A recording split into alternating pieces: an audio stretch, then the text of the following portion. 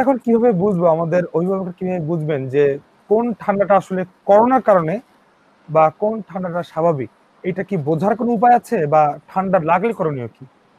খুবই সুন্দর প্রশ্ন ফারুক ভাই। অ্যাকচুয়ালি এটা একটা বার্নিং ইস্যু এই মুহূর্তে, তাই না? আমরা করোনাকালীন সময় জি। আমরা সবাই সমস্যা আছি। আর বাচ্চাদের তো সমস্যাটা আসলে বাচ্চাদের যেটা মূল সমস্যা, আমাদের যেমন করোনায় বড়দের সিমটম ঘ্রাণ না পাওয়া, গলা ব্যথা, বাচ্চারা তো আসলে কিছু বলতে পারে না, আপনি জানেন।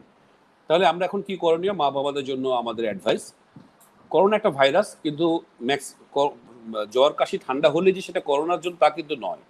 অ্যাকচুয়ালি আমি ক্রিশ্চিয়ান মোহামেড দর্শকদের জানাতে চাই যে এই বাচ্চাদের কিন্তু করোনা আক্রান্ত হওয়ার অত্যন্ত কম, 8 থেকে 10%। তাহলে আমরা বলবো মোস্ট অফ দ্য ক্ষেত্রেই এই জ্বর কাশি ঠান্ডাটা আসলে মেইনলি ভাইরাস বাহিত, সেটা করোনা ভাইরাসের বাইরে।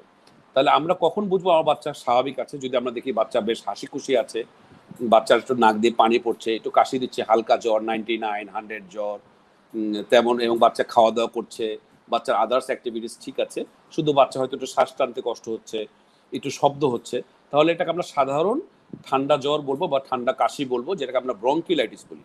আমি একটু আপনাদের জানাতে চাই যে 85 থেকে 90% ক্ষেত্রে কিন্তু এই ব্রঙ্কিলাইটিস নিজেই ভালো হয়ে যায়, কারো সাহায্যের প্রয়োজন নাই।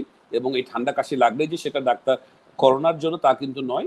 আপনারা একদমই নিশ্চিন্ত থাকুন। আপনাদের যেটা হোম রেমেডি, ফারুক ভাই আমাকে জানতে চান কি করণীয়, আমরা বলবো আপনি যে কোনো ঠান্ডা ওষুধ সেটা খেতেই পারেন।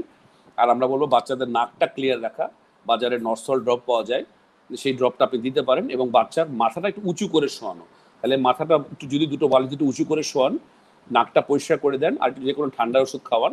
আর 6 মাসের উপরে আমরা বলি 2 চামচ কুসুম কুসুম গরম পানিতে একটু অল্প মধু, অল্প তুলসী পাতার রস, এবং অল্প কয়েক ফোঁটা লেবুর রস দিয়ে আপনি প্রতিদিন খাওয়ান।